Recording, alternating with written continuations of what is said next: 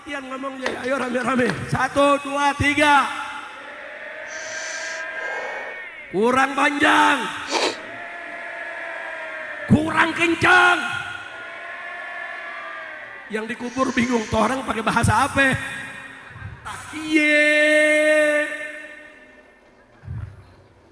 Apa? Kacau dah kacau. Kacau. Hatiku risau karena urusan kacau balau, sehingga aku menjadi galau. Aduh, kacau tidak?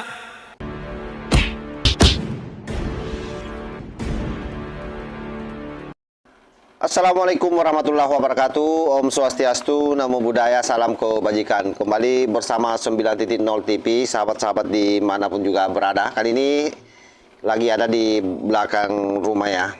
Ada kebun-kebun di belakang. Ada satu video sahabat ya, yang mungkin ini luput dari kita selama ini. Jadi Pak Rizik Syihab itu memang betul-betul, bukan Pak Rizik Syihab ya, saya sekarang ini mau mengganti namanya menjadi Tuan. Jadi Tuan Rizik Syihab ini betul-betul kelimpungan dengan nasabnya yang rungkas. Sampai kemudian di hadapan jamaah, sebagaimana yang saya lampirkan cuplikannya di awal itu sepertinya sudah tidak menyadari dirinya bahwa dia jujur Rasulullah. Bayangkan bahasa-bahasa yang dikeluarkan di dalam ceramah tersebut, itu luar biasa, semakin nyeleneh, semakin tidak terkontrol, dan ugal-ugalan lah kalau kita melihat videonya. Bahkan dalam video tersebut dia menantang Kiai Imanuddin Usman Al-Bantani, itu mau diadu dengan menantunya. Jadi kayak binatang saja ini menantu ya, diadu dengan Kiai Imad. Katanya diskursus soal nasab ini ya Hanif yang akan menanganinya. Tapi apa yang terjadi sahabat di kemudian hari, kita sudah tahu lah bagaimana kualitasnya Hanif ini. Bahkan pernah menciptakan buku yang dikoreksi habis-habisan oleh Kiai Nur Ikhya. Itu ada kurang lebih 300 kesalahan penulisan bukunya. Artinya sangat tidak layak untuk diedarkan di penjuru dunia dimanapun buku itu. Semakin nyata bahwa serungkat-rungkatnya nasab mereka, dan saya kira wajar saja kalau kemudian Pak Rizik Syihab itu seperti orang stres. Tuan Rizik Syihab seperti orang stres. Nah, ini coba kita lihat dulu seperti apa videonya. Saudara, dia mau kritik nasab silakan, pakai ilmu nasab. Dia mau kritik nasab silakan, perhatikan pendapat ulama-ulama terdahulu. Saudara, ini nasab Pak Alwi ini, Pak Bu ya, itu bukan hanya sabitun bisyuhra wal istifadah, bukan hanya ditetapkan dengan kemasyhuran, kepopuleran yang sudah turun-temurun di tengah umat. Akan tetapi sebagaimana dikatakan oleh Syekh Ali Jum'ah di Mesir sana beberapa bulan yang lalu, saudara, ketika ditanya tentang nasab Pak Alwi, Syekh Ali Jum'ah menjawab bahwa nasab Pak Alwi thabitun bil ijma', bahwa nasab Pak Alwi itu sudah ditetapkan secara sah melalui ijma'. Nggak ada ulama Ahlus Sunnah yang kutak-atik itu, saudara, nggak ada di seluruh dunia. Bahkan saudara, lebih dari 100 ulama-ulama Ahlus Sunnah wal Jamaah memberikan pernyataan bahwa nasab Pak Alwi, saudara, akurat, sah. Nggak ada ulama mengatakan tidak sah, saudara. Tapi si Imad jawab, walaupun ulama sedunia mengakui nasab Pak Alwi, saya tetap tidak mengakui. Kadal kebon. Itu namanya bukan mau dialog kalau begitu, betul?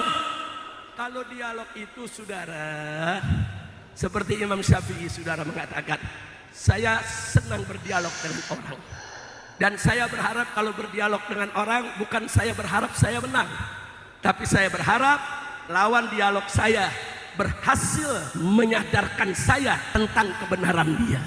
Subhanallah. Jadi dulu ulama-ulama kalau dialog, saudara, dia keluarkan hujah. Ulama lain keluarkan hujah. Mana hujah terkuat, itu yang diambil, saudara. Nah, bukan pokok ini kan pokok namanya. Walaupun ulama sukunya mengakui, saya pokok nggak mengakuin.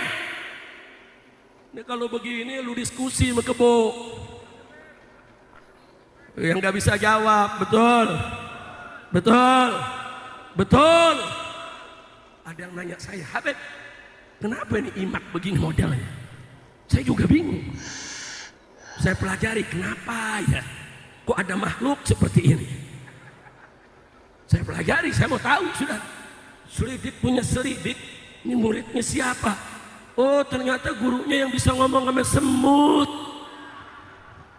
Ya pantas gurunya edan, muridnya sablang. Lu tahu yang bisa ngomong sama semut? Makoni lakoni, makoni lakoni. Lu ngomong makoni lakoni doang. Masya Allah, kacau tidak? Kacau tidak? Emang di zaman-zaman kacau sudah. Ini zaman mau bukti, betul. Ada artis dangdut jadi ahli nasab.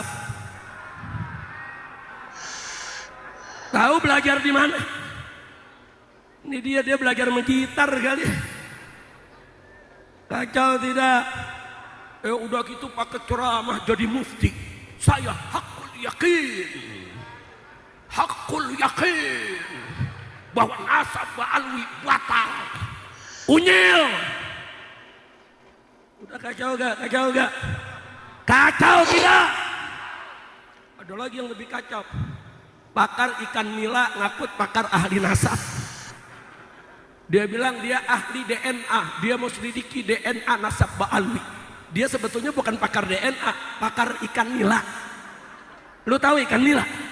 Saya bingung kok pakar ikan nila biasa nasab, bicara DNA. Oh, dia mau selidiki DNA-nya ikan nila. Udah kacau, udah segitu aja ceramahnya ya. Udah lanjut. Betul. Terus sampai Pak Haji.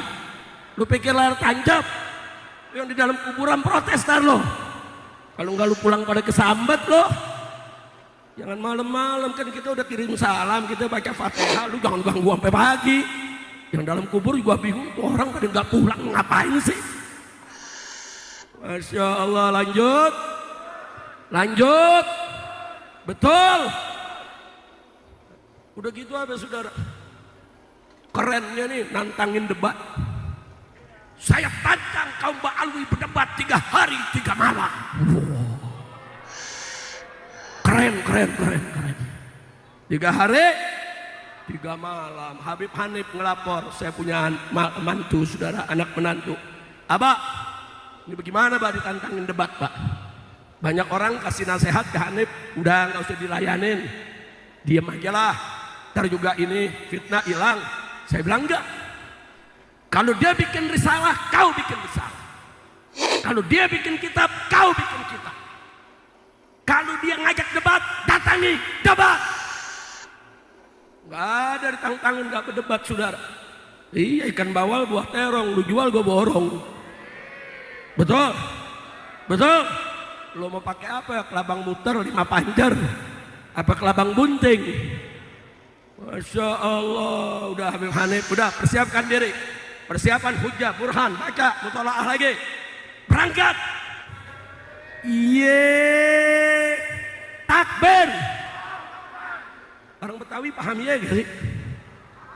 Gue dulu masih kecil, main gundu sama temen.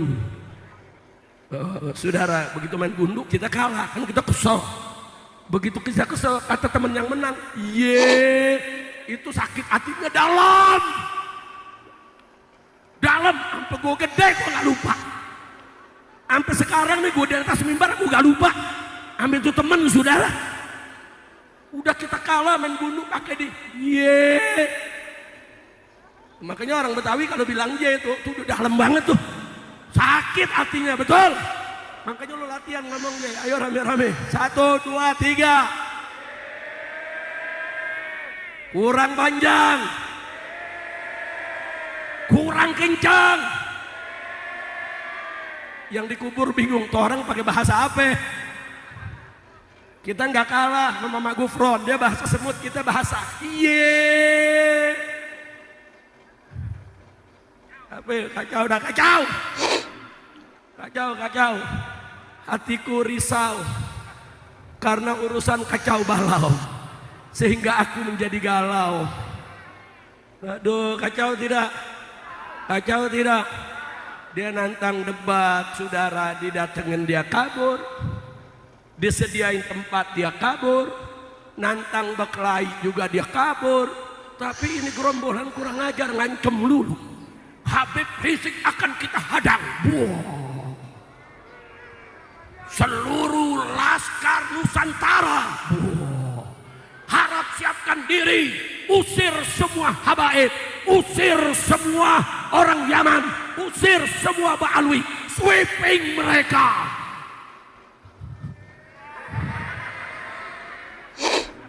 Habib Alwi mau di sweeping, Beb. Beb buru-buru pulang, Beb, mau di sweeping, Beb. Kacau tidak? Kacau tidak? Saya dari dulu sama FPI tukang sweeping. Sweeping bandar narkoba, sweeping germo, sweeping bengkong, sweeping minuman keras, sweeping maksiat. Sekarang mau di sweeping sama dia. Iya.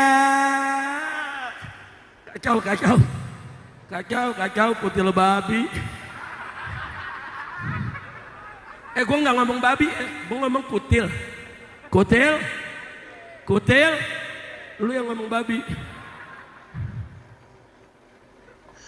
Saudara, enggak sampai di situ. Kami sudah siapkan pasukan berani mati untuk menghadang Habib Rizik di mana saja. Keren banget. Mentang-mentang mereka didukung oleh BNPT, iya. Mentang-mentang didukung sama Salep 88, iya. Dipikir kita takut sama Salep 88, ya.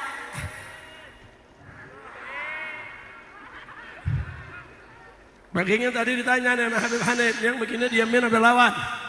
Diamin atau lawan? Jamaah saya datang, Habib ini bagaimana, Habib? Ini udah kelewatan. Dia mau sweeping Habib, dia udah bikin pasukan berani mati. Tenang.